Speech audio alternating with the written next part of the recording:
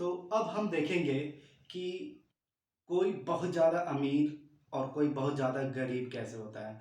कोई अ, महीने के लाखों, करोड़ों, अरबों कमाता है, तो कोई डेली के 10 रुपया भी नहीं कमा पाता।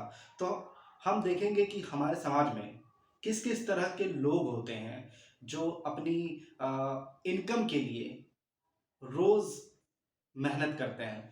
तो ओवरऑल हमारे समाज में, हमारे सिर्फ़ देश में ही नहीं, पूरी दुनिया में टोटल 5 तरह के लोग होते हैं। एक होता है बिज़नेसमैन। ये बिज़नेसमैन होता है जो अपनी पूँजी लगाता है, एक व्यापार खड़ा करता है। अब ये व्यापार छोटा भी हो सकता है या बहुत बड़ा भी हो सकता है।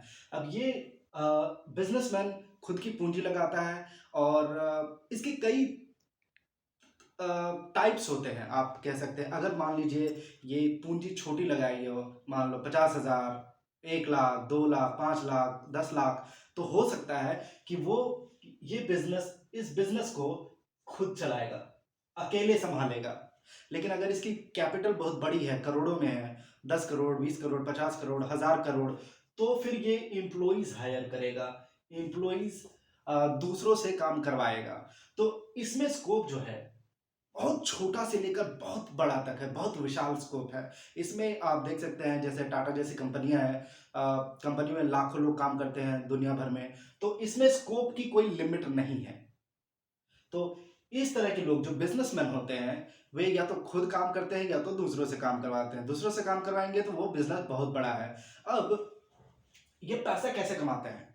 ये मेहनत नहीं करते, ये दूसरों से मेहनत करवाते हैं अधिकतर केसेस में। इनके लिए दूसरे लोग काम करते हैं, इनके अंडर में दूसरे लोग काम करते हैं। इनको ऑफ कोर्स इनको कैपिटल लगती है, ये खुद से चलाते हैं या दूसरों से चलवाते हैं। ये पैसा अर्न करते हैं उस समय भी जब ये रात को सो रहे होते हैं, जब ये डिनर कर रहे हैं, जब लंच कर रहे हैं, उस समय भी इनके लिए पैसे बन रहे हैं। क्यों? क्योंकि इनके लिए कोई दूसरा काम कर रहा है। कोई दूसरा काम कर रहा है इनके लिए, इसलिए ये सोते हुए भी पैसा कमाते हैं। ये छुट्टियों में 15 दिन, 20 दिन, महीने चले जाते हैं, कोई फ़र्क नहीं पड़ता इनके व्यापार में, क्योंकि इनका व्यापार एक सिस्टमैटिक ढंग से एस्टैब्लिश किया गया है, जिसमें manager, senior manager, ops manager, CEO, COO, ज सब सब उसमें एक हायरार्किकल वे में ऑलरेडी एस्टैब्लिश्ड है। तो जो इसका जो चेयरमैन होता है या मेन ओनर होता है, उसे सिर्फ़ ओवरसी करने की ज़रूरत होती है, बहुत ज़्यादा मेहनत करने की ज़रूरत नहीं होती। बीच-बीच में सिर्फ़ ताक-झाँक करने की ज़रूरत पड़ती है कि उनका बिज़नेस चल कैसे रहा है। तो ये हो गया बिज़नेसमैन।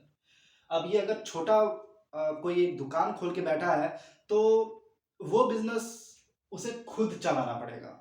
खुद जब जब तक वो सुबह से रात तक, सुबह से 4 घंटे, 5 घंटे, जितनी देर वो उस दुकान में बैठेगा, उतनी ही देर उनकी आमदनी होगी। तो मतलब आप घंटे के हिसाब से कमाओगे। आप जितने घंटे बैठोगे, जितने ग्राहक आएँगे, आप उतना ही फ़ायदा कमाओगे। तो ये 2 तरह के होते हैं, या तो सेल्फ रन खुद से चलाओ या फिर दूसरों से चलवाओ बेस्ड ऑन योर कैपिटल। अब दूसरा होता है हमारे समाज में। इससे पहले कि हम दूसरे के बारे में बात करें, बिज़नेसमैन के बारे में एक और बात बता देते हैं कि जब ये कोई बिज़नेस स्टार्ट करते हैं, तो इनकी जो इनकम जो है, कुछ ही दिनों में, 2-4 दिनों में इनकी इनकम जनरेट होना शुरू हो जाता है। कोई दुकान खोल लेता है तो 1-2 दिनों में या उसी दिन से ही ग्राहक आने शुरू हो जाते हैं। जब कोई बड़ा बिज़नेस खोल लेता है तो उसे कुछ समय लगता है प्रोजेक्ट्स मिलने में, कॉन्ट्रैक्ट मिलने में, और उसके बाद उनकी आमदनी चालू हो जाती है। अब बात आई एंटरप्रेन्योर की।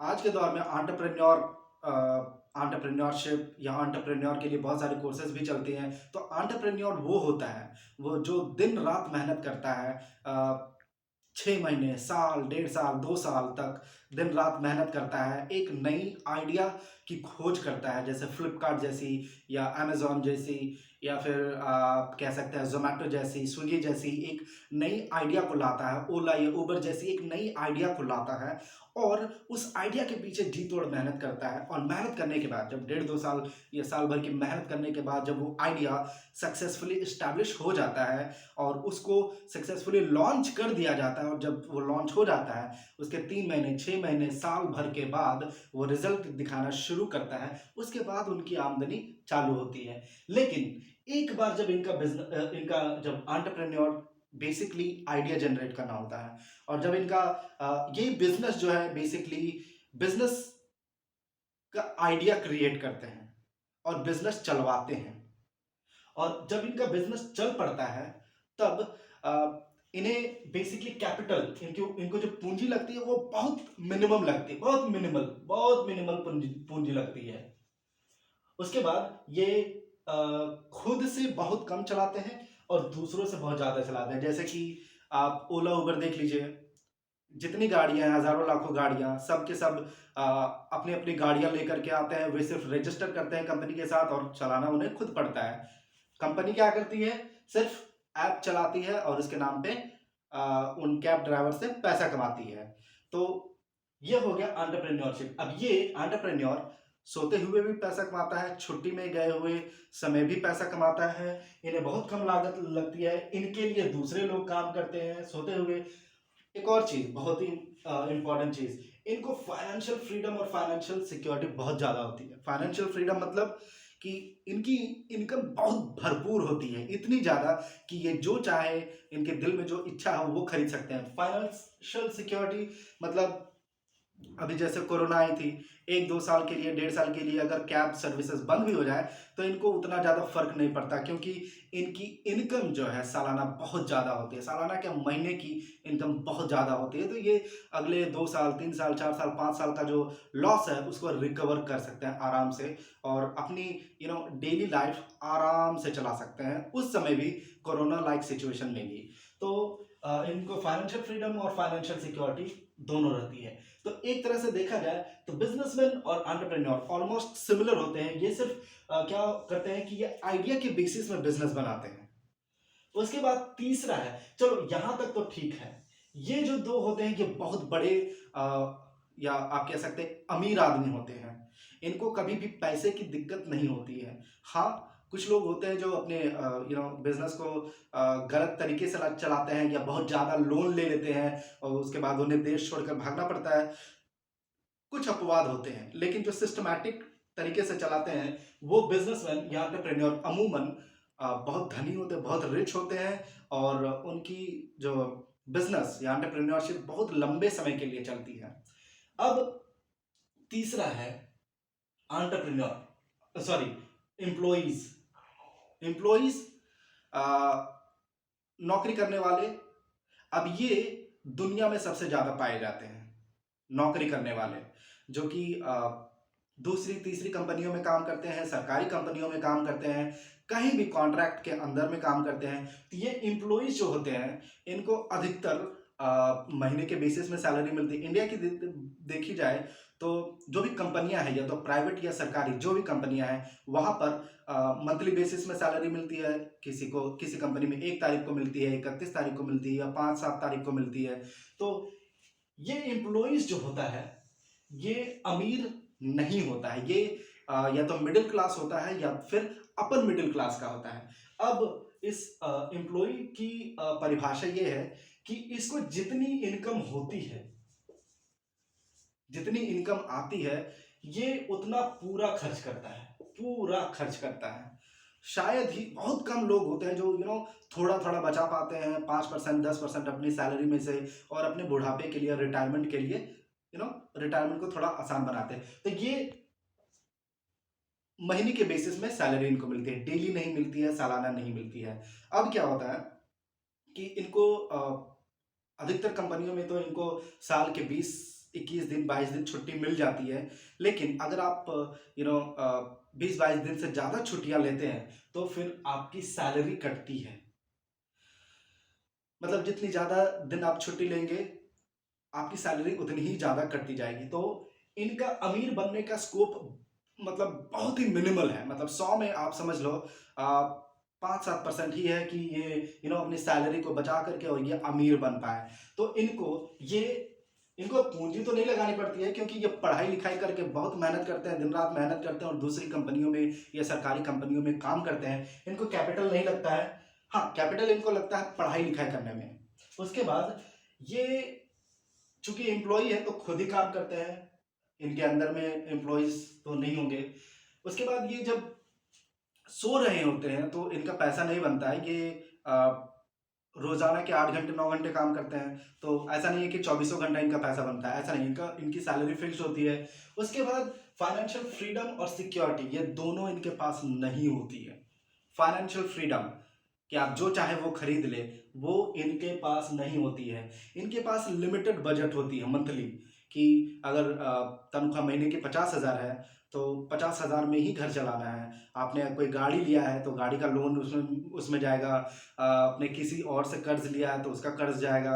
आपको घर चलाना, घर का राशन चलाना है, घर का अगर किराए पे घर लिया तो घर का किराया भी देना है, घर में दूध आता होगा, इलेक्ट्रिसिटी, गैस सिलेंडर और बहुत सारी चीज़ें। तो ये कुल मिलाकर के आप उसके बाद आपकी आप घूमने भी जाते होंगे, रेस्टोरेंट में भी जाते होंगे शायद कोई कोई।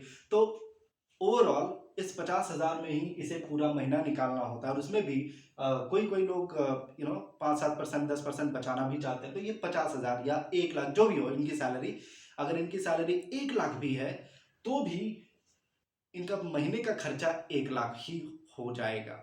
मतलब ये अपना लिविंग स्टैंडर्ड इतना ऊंचा कर लेंगे कि इनका 1 लाख भी महीने का पूरा नहीं होगा।